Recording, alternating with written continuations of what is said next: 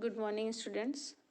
आज हम BA part first year के सेकंड पेपर के अंतर्गत अच संधि का अध्ययन करेंगे। पिछले दो वीडियो से हम संधि की इस अच संधि के सामान्य शब्द के अर्थ को, हमने संधि की अनिवार्यता को, अच संधि के भेदों का और हमने पहली यण संधि के अंतर्गत विभिन्न सूत्रों का अध्ययन किया, जिससे हमने सबसे पहले सुतद्धि उपास्य इस रूप की सिद्धि की। सुतद्धि उपास्य का जब हम रूप सिद्धि करते हैं तो सबसे पहले का सूत्र हम लगाते हैं इको यणची। वहाँ पर हम इक को य करते हैं, मतलब इक को यणादेश करते हैं। तत्पश्चात हमने लगाया अनची च, जिससे हमने यर को द्वित्व किया। फिर हमने लगाया झलाम जशी, जो झलों के स्थान पर जश आदेश करते हैं। तत्पश्चात हलो अनंतरा से संयोग संज्ञा, तत्पश्चात संयोगांतस्य से पूर्व पद का लोप प्राप्त, फिर अलो अंत्यस्य से केवल अंतिम य का, और यण प्रतिषेधो वाच्यम से इन य के लोप का भी क्या हो गया, निषेध। इस प्रकार हमने दो रूप बनाए, एक तो द्वित्व वाला और एक बिना द्वित्व वाला। इसी प्रकार हम आगे दो उदाहरणों की संधि और करेंगे। देखिए, मध्वरी, मधु प्लस अरि।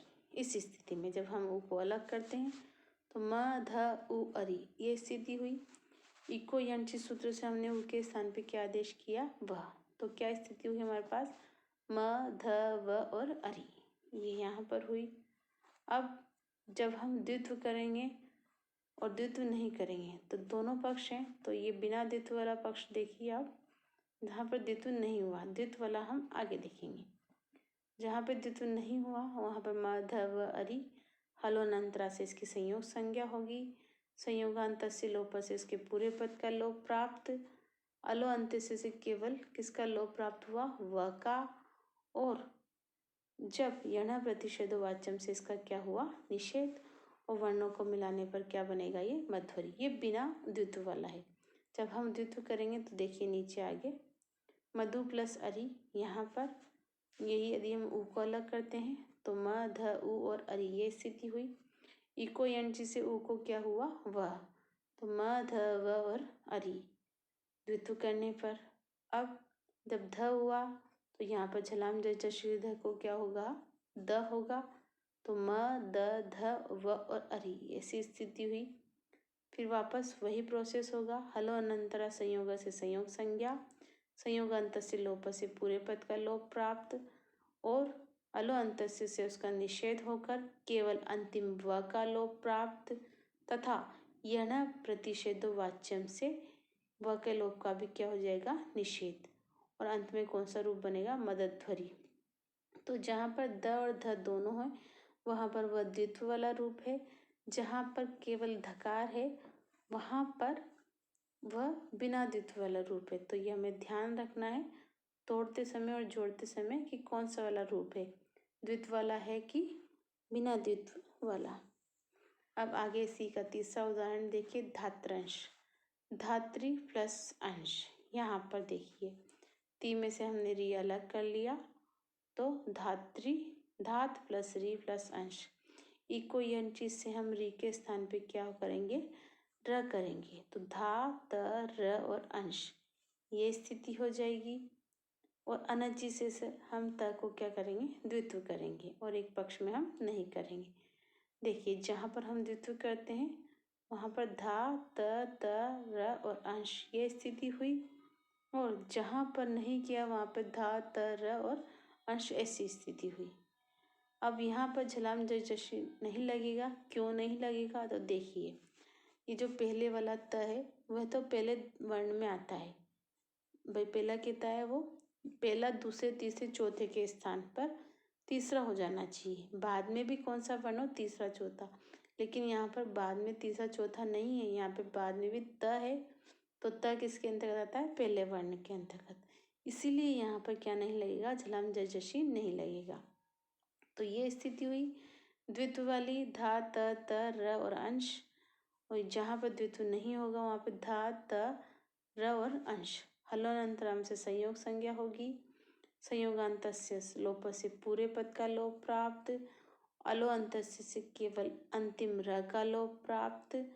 और यण प्रतिषेधवाच्यम से इसका क्या हो जाएगा? निषेध। जब हम वर्णों को मिलाएंगे तो देखिए धा त और बाद वाला त जब र से मिलेगा तो त्रंश त्र बन जाएगा, धात्रंश बनेगा। और जहाँ पर द्वित्व नहीं हुआ वहाँ पे केवल त्र बनेगा। तो ये ध्यान रखिएगा तोड़ते समय जहाँ पे केवल से त्र है वहाँ पर द्वित्व नहीं हुआ, और जहाँ पर त्र के आगे त है वहाँ पे द्वित्व हुआ है। इसी प्रकार जब दो आधे वर्ण हो तो वहाँ पे द्वित्व हुआ है, और दो आधे वर्ण नहीं हो तो वहाँ पे द्वित्व नहीं हुआ। ये हमें ध्यान रखना है। अब इसका चौथा उदाहरण है, देखिए ली प्लस आकृति। ली प्लस आकृति सॉरी, तो इको एंटी से हमने ली के स्थान पे क्या आदेश किया? ल और ल के प्लस आकृति। अब यहाँ पर अनचिच नहीं लगेगा। क्यों नहीं लगेगा? कि पहले तो अच है ही नहीं, और दूसरी बात पीछे भी अच है, जबकि हमने कहा पीछे अच नहीं होना चाहिए, तो अनचिच नहीं लगेगा। द्वित्व नहीं होगा तो फिर झलाम जशी नहीं लगेगा। और उसके बाद यहाँ पर सही अलो अनंतरा से संयोग संज्ञा नहीं होगी। क्यों नहीं होगी? क्योंकि कम से कम दो हल होने चाहिए, यहाँ पर एक ही हल है, तो इस संयोग संज्ञा भी नहीं होगी। संयोग संज्ञा नहीं होगी तो संयोगांत से लोप भी प्राप्त नहीं होगा। तो ये सारे सूत्र यहाँ पर नहीं लगेंगे।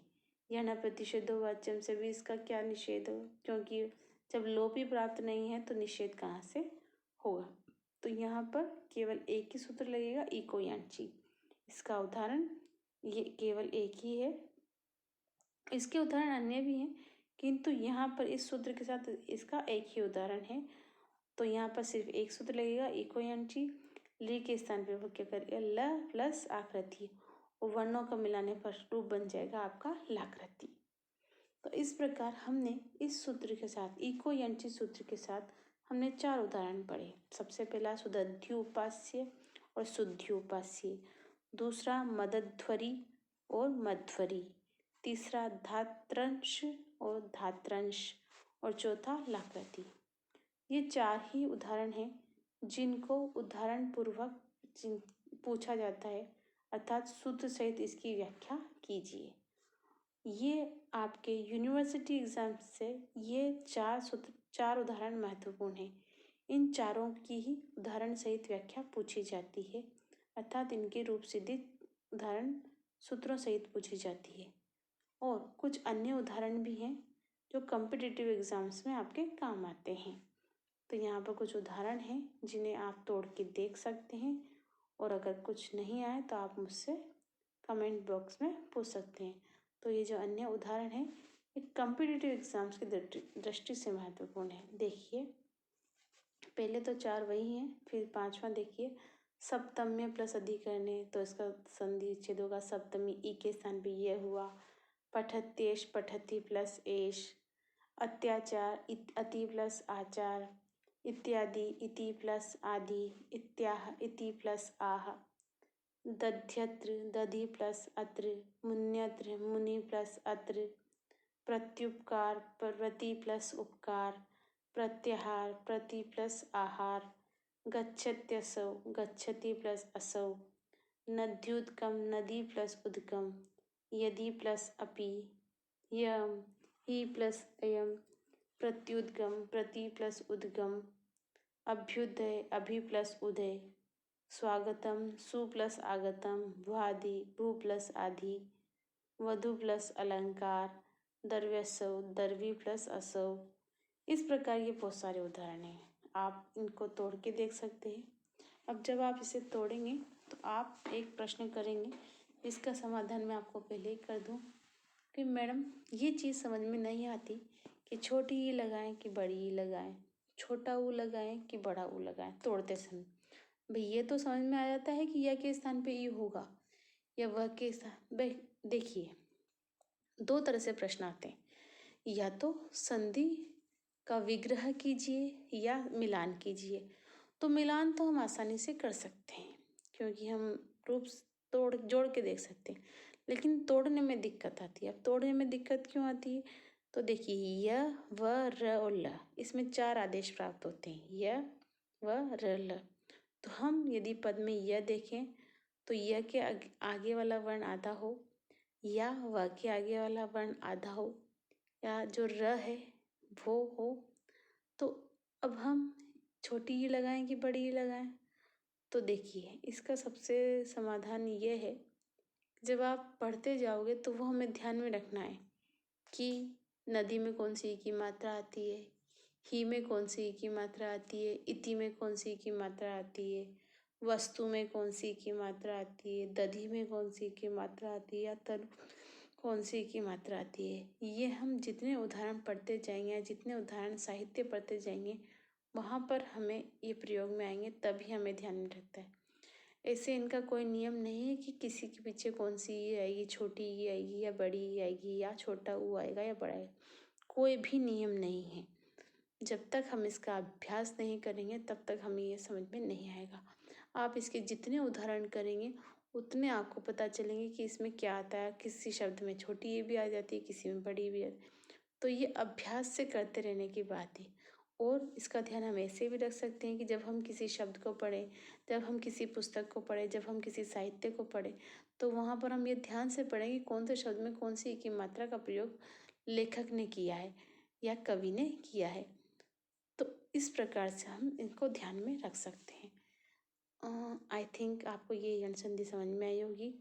इसके आगे आने वाली संधि हम नेक्स्ट वीडियो में पढ़ेंगे। तब तक के लिए धन्यवाद। इत्यलम शुभास्ते पंथानम संतु।